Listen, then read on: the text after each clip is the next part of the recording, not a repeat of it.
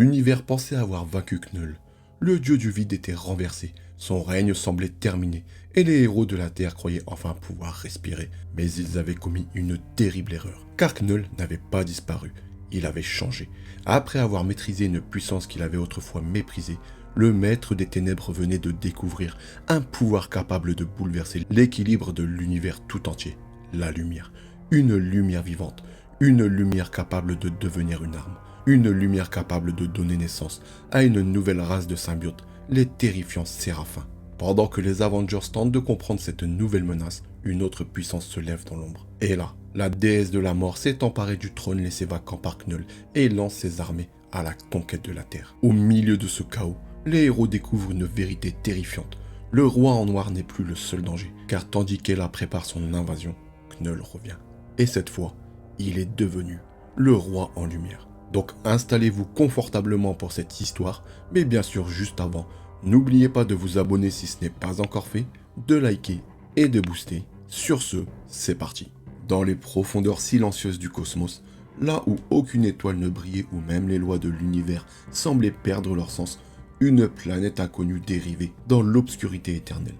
Ce monde oublié n'était qu'un fragment de roche perdu au milieu de l'immensité, un lieu sans vie, sans espoir, où seules les ténèbres semblaient avoir trouvé refuge. Mais ce jour-là, cette planète devint le théâtre d'un événement qui allait bouleverser l'équilibre même de l'existence. Car en son cœur se trouvait un être que l'univers entier avait appris à craindre, Knull, le dieu du vide. L'entité ancienne née avant même la création de la lumière, celui qui avait régné sur les ténèbres primordiales et façonné les premiers symbiotes à partir de son propre pouvoir obscur. Pendant des millénaires, Knull avait considéré la lumière comme une erreur, une intrusion dans son royaume parfait de néant.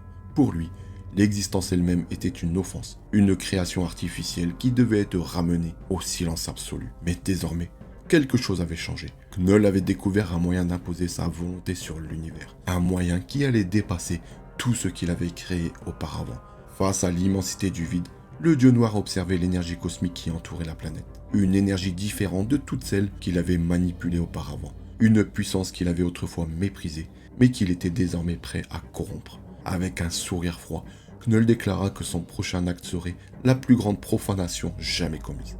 Il ne voulait pas simplement détruire l'univers, il voulait le détruire avec sa propre lumière, la lumière même de l'éternité. Pour Knull, il n'existait aucune différence entre les ténèbres et la lumière. Ces deux forces n'étaient que deux outils destinés à servir sa volonté. Peu importe l'origine de son pouvoir, car une vérité demeure immuable, il était le dieu du vide. Et rien, pas même la lumière de la création, ne pouvait changer cela. Alors il contemplait l'avenir qu'il désirait imposer. Knull révéla son nouveau projet. Les anciens symbiotes, ceux qu'il avait engendrés dans les ténèbres vivants, avaient possédé des défauts. Ils étaient puissants, mais instables. Leur lien avec leur hôte pouvait être imprévisible. Certains avaient même fini par se retourner contre leur créateur. Mais cette fois, Knull comptait créer quelque chose de supérieur. Une nouvelle race de symbiotes. Des êtres constitués, non pas de ténèbres vivants, mais de lumière vivante. Une armée parfaite. Une race débarrassée des faiblesses de ses prédécesseurs. Le dieu du vide leva alors sa main, concentrant dans sa paume une immense quantité d'énergie lumineuse. Une sphère éclatante apparut devant lui, irradiant une puissance capable de rivaliser avec certaines forces cosmiques. Cette lumière aurait pu être considérée comme un miracle par n'importe quelle autre créature, mais entre les mains de Knull, elle devenait une arme. Il observa l'énergie tourbillonner avant de la comprimer lentement. La gigantesque sphère lumineuse diminua progressivement, devenant plus petite, plus dense, jusqu'à prendre la forme d'un cristal brillant. Un fragment de lumière pure, un nouveau commencement. Avec un geste calme, Knull planta le cristal dans le sol de la planète. Pendant quelques secondes, rien ne se produisit. Puis, le monde entier sembla trembler. Des fissures lumineuses apparurent à la surface du sol, alors qu'une énergie inconnue se répandit dans la roche. La lumière grandissait, prenant une forme précise, façonnant une nouvelle existence. Sous le regard satisfait de Knull, une créature émergea lentement. Un être humanoïde, une silhouette majestueuse composée de cristal lumineux dont le corps semblait forgé dans une lumière solide. Deux immenses ailes éclatantes apparurent dans son dos, semblables à celles d'un ange venu d'un autre univers. Mais malgré son apparence divine, cette créature n'était pas une création de bonté. Elle appartenait à Knull. Elle était son instrument, son arme, son premier enfant d'une nouvelle ère. Avec admiration, le dieu du vide observa sa création. Il venait de donner naissance aux séraphins, des symbiotes de lumière, une contradiction parfaite, des anges créés par un dieu des ténèbres. Knull contempla l'être devant lui avec fierté. Il savait qu'il venait de franchir une étape décisive. Si les anciens symbiotes représentaient les ténèbres qui dévoraient tout sur leur passage, les séraphins seraient une lumière qui purifierait l'univers selon sa propre vision. Une lumière contrôlée par lui, une lumière incapable de lui échapper. Alors, sans perdre de temps, Knull recommença son œuvre. Un à un, il créa d'autres séraphins. Une armée commença à prendre forme. Une armée qui n'était pas seulement destinée à conquérir des mondes, mais à remplacer toute forme de vie existante. Pendant ce temps, bien loin de cette planète oubliée, deux figures observaient les événements avec inquiétude. Dans le royaume d'Asgard, Hela et Tyr utilisaient un ancien orbe de divination afin d'espionner les mouvements de Knull. Grâce à cette magie ancienne, ils pouvaient voir ce que le dieu du vide préparait et ce qu'ils découvrirent était terrifiant. Devant leurs yeux apparaissait une armée grandissante de créatures lumineuses, chacune portant la puissance du symbiote mais également une énergie nouvelle, inconnue jusqu'alors. Tyr resta silencieux quelques instants, analysant la situation. Il finit par reconnaître qu'un seul élément jouait encore à leur faveur. Malgré toute sa puissance, Knull possédait toujours une faiblesse, la magie asgardienne. Le fait qu'ils puissent observer ses actions sans être détectés prouvait que leurs anciennes connaissances mystiques avaient encore une influence sur lui. Toutefois, Tyr savait également que cette victoire était fragile, car leur plan initial avait échoué. Ils avaient tenté de manipuler Knull, de le forger à accepter la lumière afin de diminuer son pouvoir et de l'affaiblir. Mais au lieu de le détruire, ils l'avaient transformé. Ils avaient accidentellement permis au dieu du vide de fusionner avec une force nouvelle. Et si vous voulez savoir comment Knull est devenu un dieu de lumière, je vous mets l'histoire en haut à droite qui précède cette vidéo-là. Une force qui pourrait bien l'avoir rendu plus puissant que jamais. Tyr expliqua alors qu'il devait absolument trouver une solution contre cette nouvelle armée. Les séraphins représentaient une menace différente des anciens symbiotes. Ils n'étaient pas seulement des créatures de destruction, ils étaient une évolution. Mais alors qu'il exprimait ses inquiétudes, Hela éclata d'un rire froid. Elle observa Tyr avec amusement. Pensait-il réellement que ses forces étaient insuffisantes? Son Helguard, son armée des morts améliorée par les symbiotes, sa magie et son propre pouvoir ne représentaient-ils donc rien? Comprenant qu'ils avaient peut-être sous-estimé la confiance de la déesse de la mort, Tyr se rétracta immédiatement. Mais Hela, toujours souriante, révéla qu'elle avait déjà plusieurs coups d'avance. Elle connaissait une arme capable de vaincre Knull. Une arme que personne n'aurait imaginé utiliser contre un dieu cosmique, la planète Terre. Sur Terre, au manoir des Avengers, une autre révélation venait de secouer les héros. Tony Stark observait la scène avec une expression de profonde incrédulité. Devant lui se trouvait une personne qu'il connaissait bien. Une ancienne employée, une amie, Mary Jane Watson. Mais elle n'était plus seule. Son corps était désormais lié au symbiote Venom. Iron Man resta silencieux quelques secondes, incapable d'accepter ce qu'il voyait. Venom avait toujours été une créature imprévisible, une entité dangereuse capable de transformer son hôte en une force incontrôlable. Mais cette fois, quelque chose était différent. Le symbiote avait fusionné avec Mary Jane d'une manière totalement nouvelle. Sous son contrôle, Venom possédait une apparence plus féminine, plus élégante, mais conservait toujours cette présence inquiétante qui caractérisait l'espèce. MJ expliqua alors que leur union n'était pas née d'un simple choix. Elle était née d'une nécessité. Au moment de leur rencontre, tous deux étaient au bord de la mort. Le symbiote avait besoin d'un autre. Mary Jane avait besoin d'une force capable de le sauver. Leur survie dépendait l'un de l'autre. Et avec le temps, quelque chose d'inattendu est arrivé. Ils avaient appris à se comprendre, à coopérer, à accepter leurs différences. Leur lien n'était plus une domination, c'était une véritable fusion. MJ fit alors disparaître le symbiote de son visage, révélant son apparence normale. Elle affirma que leur connexion était désormais complète. Tony Stark, toujours perplexe, ne put retenir un commentaire sceptique, mais avant qu'il puisse aller plus loin, Flash Thompson intervint.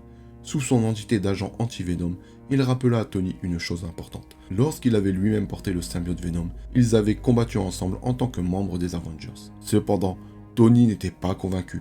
Il rappela à Flash qu'il avait certes été une influence positive pour le symbiote, mais que cette période représentait une exception. Pendant la majeure partie de son existence, Venom avait été une créature dangereuse, une entité guidée par la faim, la colère et la violence. Mais lorsqu'il était devenu l'agent Venom, il avait fallu constamment le contrôler afin d'éviter qu'il ne retourne à ses instincts sauvages. Car derrière chaque symbiote se cachait une vérité inquiétante. Il pouvait être un allié extraordinaire, mais il pouvait aussi devenir des monstres. Alors que Knull préparait son armée de séraphins à travers la galaxie, les Avengers comprenaient une chose essentielle. La guerre qui approchait ne serait pas une simple bataille. Ça serait un affrontement entre la lumière et les ténèbres, entre la création et le vide. Et au centre de cette guerre, se trouvait un être qui voulait prouver une dernière fois une vérité absolue. Même la lumière appartient au dieu du vide. Au manoir des Avengers, la tension ne cessait de grandir.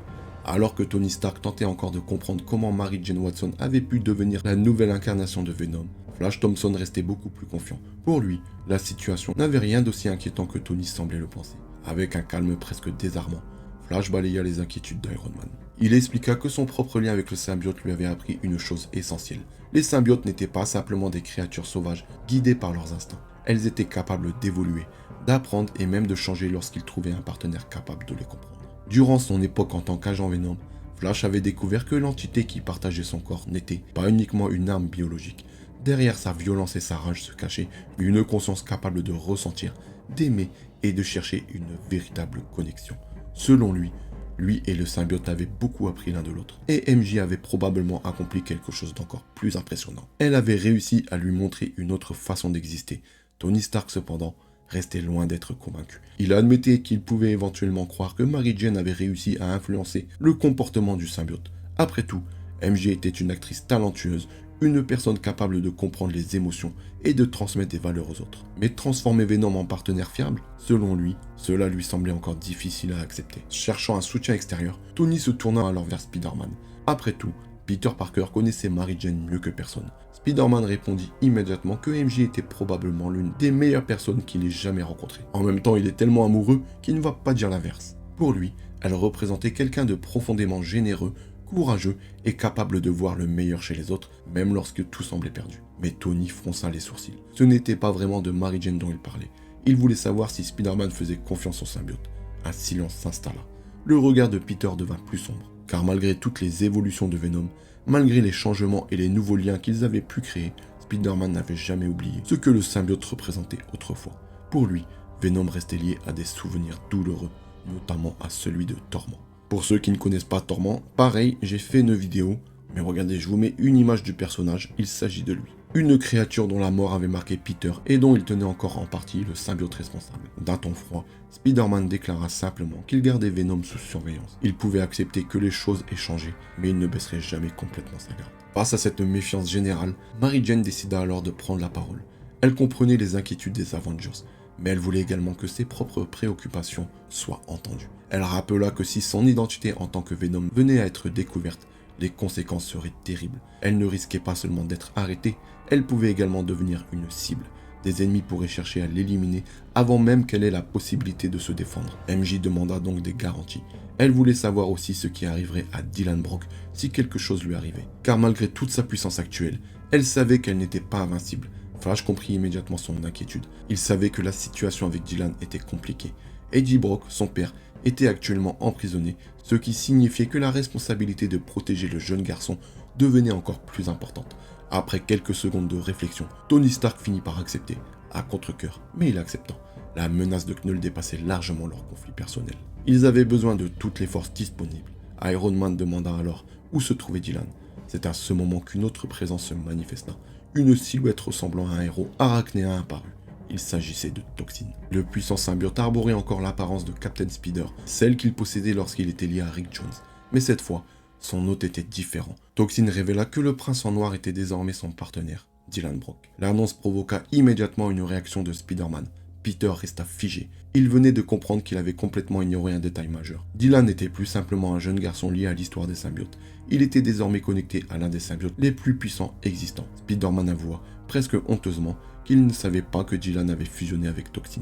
Iron Man ne manqua évidemment pas l'occasion de lui faire remarquer son erreur. Avec un sarcasme évident, Tony le félicita pour avoir si bien surveillé le jeune garçon. Puis il reprit son sérieux. Dylan n'irait pas affronter Knull en première ligne, pas tant qu'Iron Man aurait son mot à dire. Toutefois, il admit également que confier un symbiote aussi puissant que Toxin à quelqu'un comme Dylan n'était peut-être pas une mauvaise chose, car pendant cette guerre, un pouvoir immense pouvait faire la différence entre la survie et l'anéantissement. Tony assigna alors une mission précise à Spider-Man. Il serait responsable de surveiller les symbiotes alliés, tous ceux présents actuellement et tous ceux qu'il rencontrerait pendant la guerre. Peter remarqua avec ironie que ce rôle correspondait exactement à celui de Flash. Mais Tony répondit qu'il avait d'autres plans pour Flash Thompson.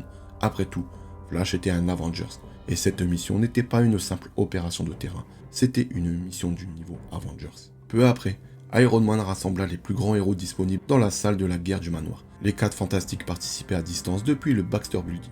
Les représentants des X-Men étaient également présents, D'autres équipes de héros avaient répondu à l'appel. Tous savaient que ce qui approchait dépassait largement les frontières de la Terre. Avant de commencer, Tony remercia Johnny Storm, l'actuel propriétaire du manoir des Avengers, d'avoir accepté de leur permettre d'utiliser une nouvelle fois les lieux. Puis il passa immédiatement au cœur du problème. Une nouvelle menace cosmique est apparue. Pour représenter la situation, Iron Man fit intervenir un nouvel allié, Ergars, un super Skrull connu sous le nom de Captain Alliance. Celui-ci expliqua que le roi en noir était de retour. Alors qu'il grignotait tranquillement un beignet, Spider-Man leva la main. Il avait deux questions. La première concernait évidemment l'apparence de Captain Alliance. Peter remarqua immédiatement les similitudes avec Captain America. Un soldat, un symbole, un représentant d'idéaux anciens. Il demanda alors si le Skrull était encore une fois en train de copier les héros humains. Venom sembla presque offensé par cette remarque, mais Ergas resta parfaitement sérieux.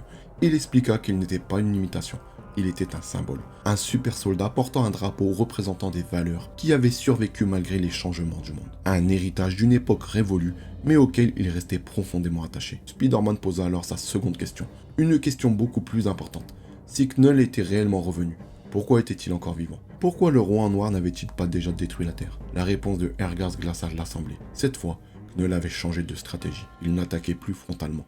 Il manipulait. Après la chute de l'alliance des Kree-Skrull et les nombreux bouleversements ayant secoué la galaxie, Knull avait profité du chaos pour répandre son influence. Son culte s'était développé discrètement. Il attirait ceux qui cherchaient un refuge, une communauté, une raison d'exister. Il offrait un sentiment d'appartenance à ceux qui se sentaient abandonnés. Puis, il transformait progressivement leur esprit en haine, leur besoin de protection en fanatisme, leur désir de grandeur en volonté de destruction. Ergas expliqua qu'un peuple pouvait facilement abandonner sa liberté lorsqu'un leader charismatique lui promettait un avenir meilleur, même si ce leader préparait secrètement leur disparition. Steve Rogers écoutait attentivement, un sourire apparut sur son visage. Il reconnaissait dans les paroles de Ergas une philosophie proche de la sienne. Tous deux croyaient encore en quelque chose de meilleur. Tous deux pensaient que l'espoir était une arme, mais Steve se rappela alors la dernière invasion de Knull sur Terre. À l'époque, le roi en noir avait lancé une attaque brutale, une offensive totale. Il avait envoyé toutes ses forces contre la planète. Alors pourquoi changer aujourd'hui? Pourquoi abandonner une stratégie qui avait presque fonctionné? C'est alors que Wanda Maximoff proposa son aide. La sorcière rouge savait qu'ils avaient besoin d'informations impossibles à obtenir par des moyens classiques. Elle activa ses pouvoirs mystiques et expliqua que Knull représentait un élément profondément lié au mécanisme même de la réalité. Même s'il avait refusé d'accepter son rôle, grâce à l'œil d'Agamotto, Wanda pouvait tenter de découvrir ce qui se cachait derrière son retour. Elle entreprit alors un rituel afin d'observer le trône d'Onyx, le siège du pouvoir du roi en noir. Mais pour établir une connexion, elle avait besoin d'un catalyseur. Elle demanda donc à Venom de lui permettre d'utiliser un lien ancien qui unissait autrefois les symbiotes à Knull. Venom protesta immédiatement. Il n'était plus une partie de la ruche, il avait rompu son lien avec son créateur. Mais Wanda expliqua que cette séparation était justement ce qui rendait l'opération possible. Son isolement magique lui permettait d'observer le passé sans alerter Knull. Toutefois, à peine eut-elle terminé son incantation qu'une présence apparut. Une silhouette se forma à travers le symbiote, un visage, celui d'Hela, la déesse asgardienne de la mort. Furieuse d'avoir été espionnée, elle réagit immédiatement. Elle lança un puissant contresort qui traversa la connexion magique. L'énergie frappa les héros présents, et en quelques secondes, tous furent projetés au sol. Lorsque les Avengers reprirent leur esprit, ils comprirent une chose. Quelqu'un occupait désormais le trône de Knull, mais personne ne savait encore qui. Jusqu'à ce qu'une voix familière apporte la réponse. Beta Ray Bill révéla la vérité. La personne assise sur le trône d'Onyx était Hela, la déesse asgardienne des morts. Une révélation qui laissa certains héros perplexes. Hercule, notamment, se moqua ouvertement de cette idée. Selon lui, si les dieux nordiques existaient réellement, les Olympiens auraient forcément été au courant. Mais Beta Ray Bill expliqua que la situation était bien plus complexe. Lorsque Midgard avait été séparé des autres royaumes, toute connaissance d'Asgard avait été effacée du monde des humains. Les souvenirs, les légendes, les anciennes connexions, tout avait disparu. Et maintenant, alors que Knull préparait son retour et qu'Hela semblait jouer un rôle majeur dans son empire, les héros comprenaient enfin une chose. La guerre qui arrivait ne concernait pas seulement la Terre, elle concernait tous les royaumes, tous les peuples et toute la création elle-même. Alors que la vérité sur Hela venait d'éclater au grand jour, les Avengers restaient encore sous le choc de cette révélation. La déesse de la mort, l'une des plus anciennes puissances d'Asgard, occupait désormais le trône qui appartenait autrefois au roi en noir. Mais une question demeurait dans tous les esprits. Si Hela avait pris la place de Knull, alors où était passé le véritable dieu du vide? C'est alors que Beta Ray Bill décida d'agir. Saisissant fermement son arme légendaire, l'épée du crépuscule, il concentra toute sa puissance mystique. L'arme ancienne se mit à rayonner d'une énergie capable de rivaliser avec les forces cosmiques les plus dangereuses. Puis, d'un geste puissant, Bill invoqua un immense pilier de foudre qui traversa le ciel du manoir des Avengers. L'éclair ne représentait pas seulement une démonstration de force, c'était un appel, un rassemblement. Le signal annonçant que l'heure était venue pour tous les héros de se préparer à la guerre. Les Avengers se réunirent autour de lui, comprenant que le danger était loin d'être terminé.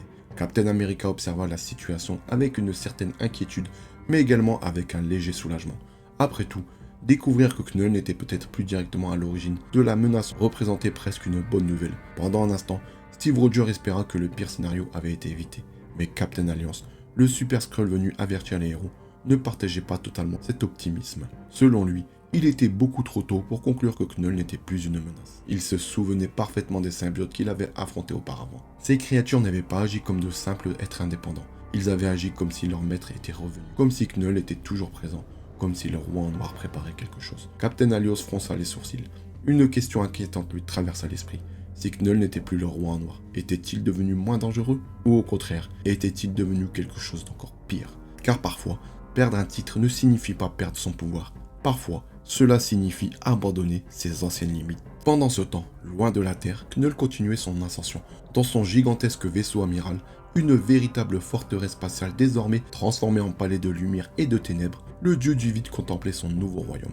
Les couloirs autrefois sombres étaient maintenant décorés de statues gigantesques représentant sa propre image. Avec ses propres mains, Knull avait façonné ces monuments à sa gloire, des représentations de lui-même dominant l'univers, un empereur, un créateur, un destructeur. Chaque détail de son vaisseau témoignait de son arrogance grandissante. Mais quelque chose d'inattendu était en train de se produire. À chaque heure qui passait, Knull maîtrisait davantage son nouveau pouvoir. La lumière qu'il avait autrefois rejetée devenait progressivement une extension de sa volonté. Il pouvait désormais la contrôler avec la même facilité qu'il manipulait les ténèbres. Pourtant, cette nouvelle puissance provoquait en lui un sentiment étrange, une sensation qu'il n'avait jamais connue auparavant, la satisfaction de créer. Knull observa l'un de ses séraphins, une créature parfaite faite de lumière cristalline vivante. Avec un sourire presque amusé, il lui demanda ce qu'il pensait de son œuvre. Bien sûr, le séraphin ne répondit pas véritablement, mais Knull n'attendait pas réellement une réponse. Il réfléchissait, il comprenait que quelque chose était en train de changer en lui. La création possédait un charme dangereux, un attrait subtil, un piège, car créer signifiait donner une raison d'exister. Créer signifiait reconnaître une valeur à quelque chose. Et cela allait totalement à l'encontre de sa mission originelle. Depuis toujours, Knull désirait une seule chose, le retour du néant, l'effacement complet de toute existence, la disparition de toute lumière, de toute vie, de toute création. Alors pourquoi ressentait-il maintenant une étrange satisfaction en donnant naissance à quelque chose de nouveau? Cette contradiction le rendait presque furieux. Pendant un instant, Knull envisagea de détruire son propre travail. Il leva sa main. Une énergie immense commença à se concentrer au bout de ses doigts. Une puissance capable d'anéantir ses propres séraphins, son armée, son œuvre, son erreur potentielle. La lumière se condensa, la destruction semblait inévitable. Mais au dernier moment, Knull s'arrêta. Son regard se posa sur ses créations, puis lentement, il dissipa l'énergie. Il venait de faire un choix. Il avait choisi de ne pas détruire. Et cette simple décision représentait peut-être le changement le plus dangereux de tous. Car Knull commençait à comprendre qu'il pouvait être à la fois le créateur et le destructeur, un dieu capable d'offrir la vie avant de l'effacer. Mais sa réflexion fut interrompue brutalement. Une présence apparut devant lui, une énergie familière, un guerrier venu du cosmos, Nova, le dernier grand représentant de Xandar. Avec une détermination absolue, Nova déclara que Knull était officiellement condamné. Son jugement était simple. Le dieu du vide était accusé de génocide planétaire, de crimes contre d'innombrables civilisations et de violations majeures du droit intergalactique. Pour Nova, il n'existait aucune négociation possible. Knull devait être arrêté. Mais face à cette déclaration, le dieu du vide éclata d'un rire méprisant. Il reconnaissait Nova. Il se souvenait de lui. Ce guerrier avait participé aux côtés des gardiens de la galaxie à la destruction du dragon symbiote envoyé autrefois pour conquérir Spartax. Une victoire impressionnante mais insuffisante. Knull regarda autour de lui. Nova était seul, complètement seul, et cela l'amusait. Avec arrogance, le dieu du vide demanda si Nova pensait réellement pouvoir l'arrêter sans l'aide d'une armée. Le héros ne répondit pas. Il passa immédiatement à l'action. Son armure Nova se mit à briller alors qu'il activait toutes ses capacités. Il tenta de piéger Knull dans un champ gravitationnel, cherchant à immobiliser son adversaire suffisamment longtemps pour porter une attaque décisive. Puis il donna un ordre à l'Esprit Monde, l'intelligence artificielle intégrée à son armure. Il voulait générer un trou noir directement au cœur de Knull, une attaque suffisamment puissante pour détruire même une entité cosmique. Mais l'IA refusa. Elle calcula les conséquences. Elle était trop proche du système solaire. Créer un phénomène aussi destructeur risquait d'anéantir des mondes entiers. Nova resta silencieux un instant, puis il sourit. Très bien, S'il ne pouvait pas utiliser une arme cosmique, il allait revenir aux méthodes classiques. Il concentra alors toute l'énergie de la Force Nova dans son armure. La puissance augmenta. 100%, 150%, 200%, puis 250%. Nova lança une immense vague d'énergie lumineuse directement sur Knull, un rayon capable de traverser des planètes, une attaque conçue pour vaincre un dieu. Mais lorsque la lumière disparut, Knull était toujours debout, indemne, pas une blessure, pas une trace de faiblesse. Le dieu du vide regarda Nova avec amusement. Il ne pouvait presque pas croire que son adversaire avait tenté d'utiliser une attaque basée sur la lumière contre lui. Lui, celui qui venait justement de maîtriser cette énergie. Avec un simple geste, Knull riposta. Une explosion d'énergie traversa l'espace. Nova tenta de l'éviter. Au dernier moment, il activa une téléportation d'urgence. Il disparut juste avant l'impact. Pendant quelques secondes, Knull observa le vide, puis il sourit. Pour lui, Nova avait disparu, effacé. Avec lui disparaissaient les derniers espoirs liés aux Xandar, les derniers vestiges d'un empire autrefois glorieux. Knull leva alors les yeux vers les étoiles. Il déclara que si Xandar pouvait tomber, alors la Terre tomberait également. Bientôt, l'humanité rejoindrait toutes les civilisations oubliées. Bientôt, tout retournerait au silence. Mais quelqu'un observait cette scène. Avec son orbe de divination, elle a suivi chaque mouvement de Knull. Elle avait vu sa puissance, elle avait vu son arrogance, et surtout, elle avait compris qu'il représentait une menace qu'elle ne pouvait pas ignorer. La déesse de la mort serra les poings. Même elle ne pouvait accepter de voir Knull continuer son ascension. Avec une voix froide et déterminée, elle ordonna à Tyr de se préparer. Il était temps d'agir, il était temps d'envahir la Terre. Non pas avec une simple armée, mais avec toute la puissance d'un dieu. La guerre approchait. Et cette fois, les Avengers n'allaient pas seulement affronter un ennemi, ils allaient affronter une force capable de changer le destin de l'univers entier. Gizeh, Égypte, Pise, Italie, Tokyo, Japon, Londres, Royaume-Uni, New York, États-Unis. Partout sur la planète, le même cauchemar se répétait. Les rues étaient envahies par des créatures extraterrestres recouvertes de matière symbiotique. Des armées entières descendaient sur les grandes villes de la Terre, chacune ayant été soigneusement conçue pour remplir une fonction précise. Les légions d'Ela étaient organisées avec une efficacité militaire terrifiante. La Légion verte était composée de Rigeliens, dont les symbiotes avaient été spécialisés dans la terraformation et l'utilisation de technologies avancées. La Légion orange, constituée de Mantelloronites, était dédiée à la destruction massive. La Légion violette regroupait les Skrulls capables d'infiltration et d'espionnage. La Légion rouge, composée de Chitauri, assurait la communication et la coordination des différentes forces. Et enfin, la Légion bleue, constituée des Kree, représentait les troupes de choc chargées, des opérations d'effraction et d'assaut frontal. Ce n'était pas une invasion improvisée, c'était une opération militaire parfaitement organisée, et là ne cherchait pas simplement à conquérir la Terre, elle voulait la transformer. Dans les rues de Gizeh, les forces d'invasion ordonnaient aux habitants de fuir immédiatement. Les soldats symbiotes avançaient méthodiquement, détruisant les défenses terrestres avec une facilité déconcertante. Les humains tentaient de résister, mais face à ces créatures extraterrestres renforcées par les symbiotes, leurs armes semblaient presque dérisoires. Pourtant, les héros étaient là, ils avaient reçu une mission claire: empêcher les envahisseurs d'activer leur gigantesque machine de terraformation, car derrière chaque légion se trouvait un objectif bien précis. Les envahisseurs transportaient avec eux une technologie Kree extrêmement dangereuse. Un système d'armes autoconstructeur portable capable de fabriquer pratiquement n'importe quel dispositif à partir de sa propre matière première. Il suffisait de programmer l'appareil. Une fois activé, il pouvait construire ce qui lui avait été demandé. Mais les symbiotes rendaient cette technologie encore plus terrifiante. En combinant leur matière vivante avec le système Kree, les possibilités devenaient presque infinies. Une arme pouvait devenir une créature.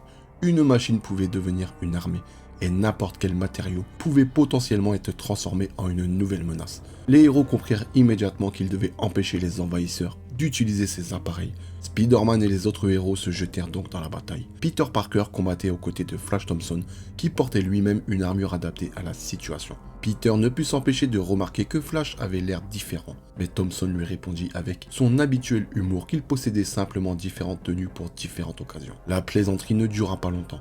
Un groupe d'ennemis fondit sur eux. Les héros ouvrirent le feu, les symbiotes attaquèrent, et la bataille devint immédiatement chaotique. Un soldat ennemi tenta de prendre Peter pour cible, mais avant qu'il ne puisse tirer, une attaque surgit de nulle part. Le guerrier fut projeté au sol.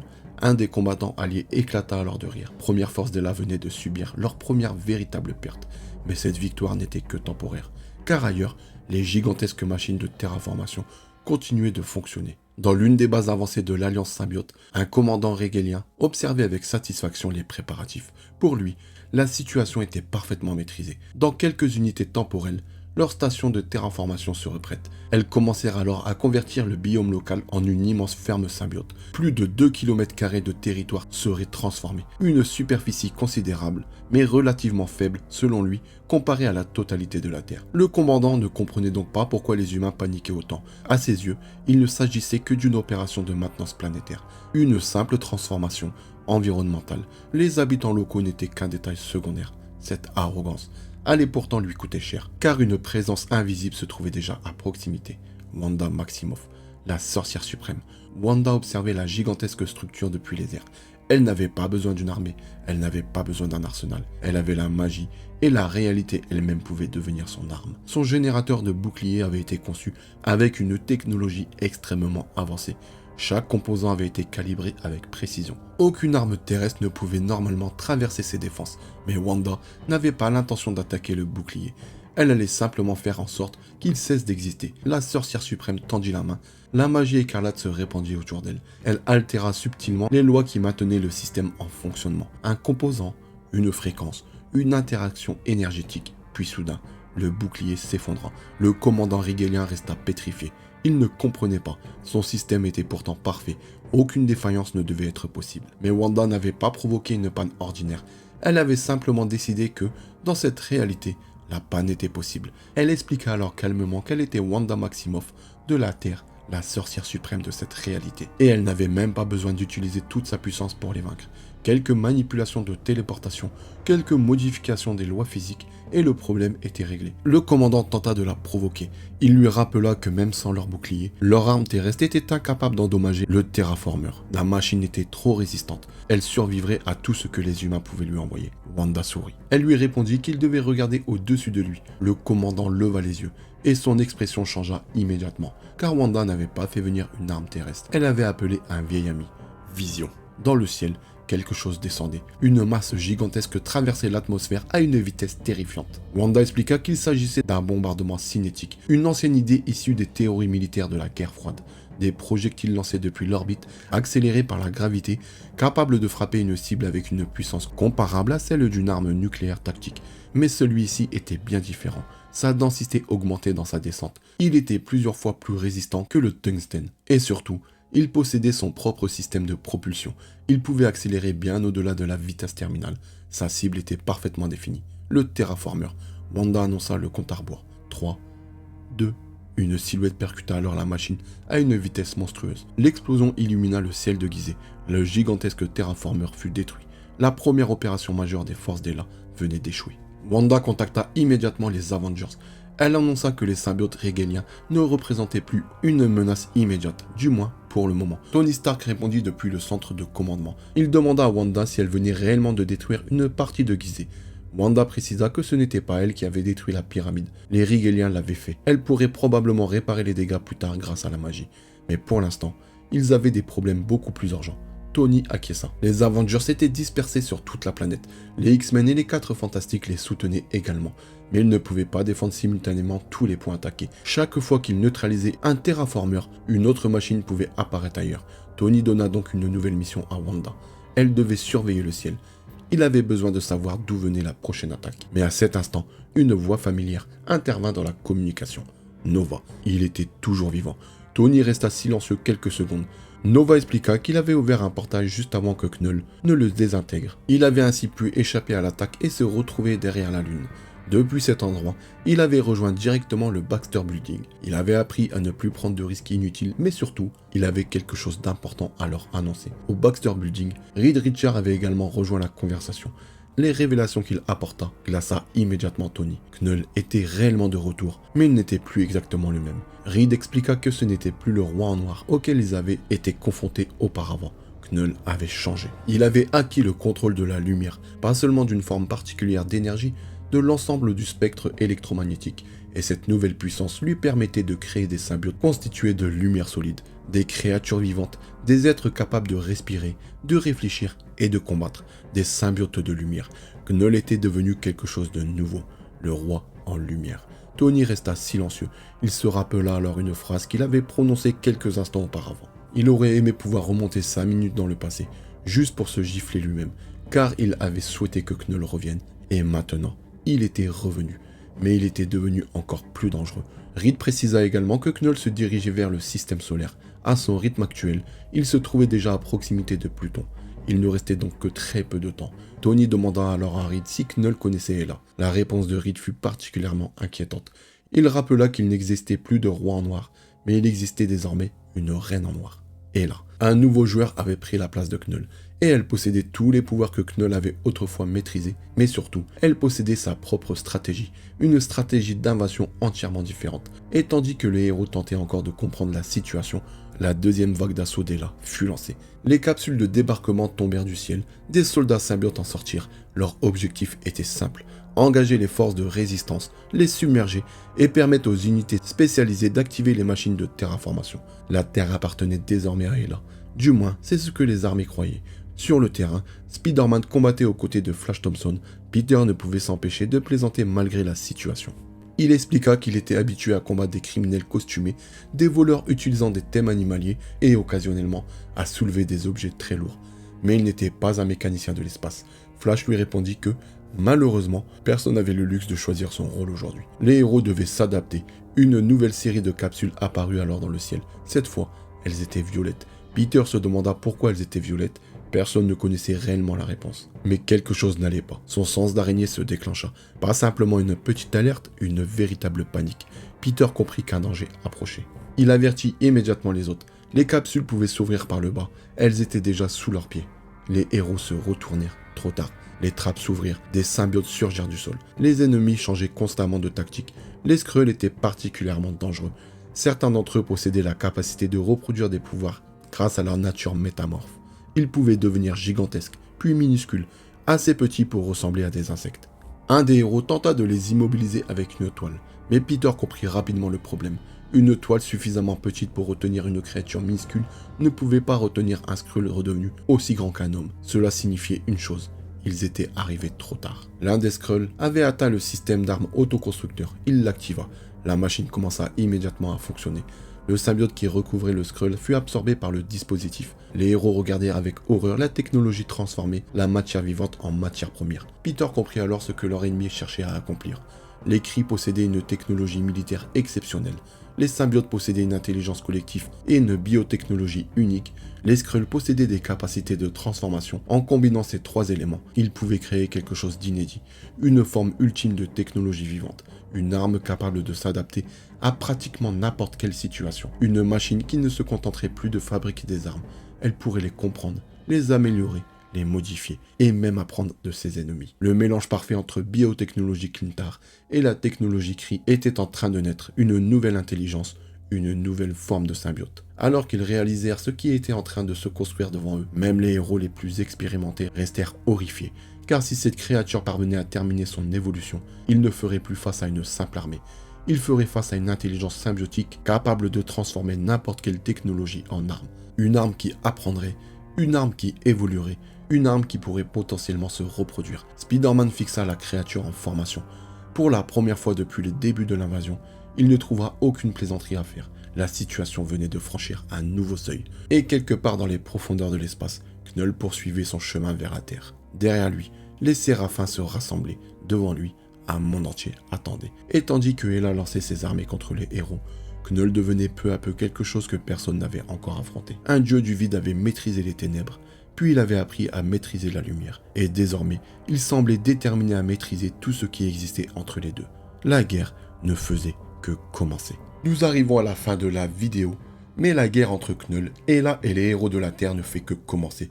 Alors que le dieu du vide maîtrise désormais la lumière et que Ella déploie ses armées sur la planète, les Avengers se retrouvent face à une menace qu'ils n'avaient jamais encore imaginée. Mais la question est maintenant entre vos mains. Voulez-vous connaître la suite de cette histoire ? Si vous voulez que je continue cette aventure et que je vous raconte la prochaine partie, dites-le moi en commentaire. Et surtout, si vous avez apprécié cette vidéo, pensez à laisser un like, à vous abonner et bien sûr, à booster. Chaque commentaire, chaque like et chaque abonnement m'aide énormément et me permet de continuer à vous proposer ce genre d'histoire. Si la vidéo fonctionne bien, je vous prépare la suite, alors dites-moi en commentaire, je veux la suite. Et peut-être que la prochaine vidéo nous emmènera encore plus loin dans la guerre contre Knull, le roi en lumière. Merci à tous pour votre soutien et surtout, prenez soin de vous. et de vos familles. Peace out.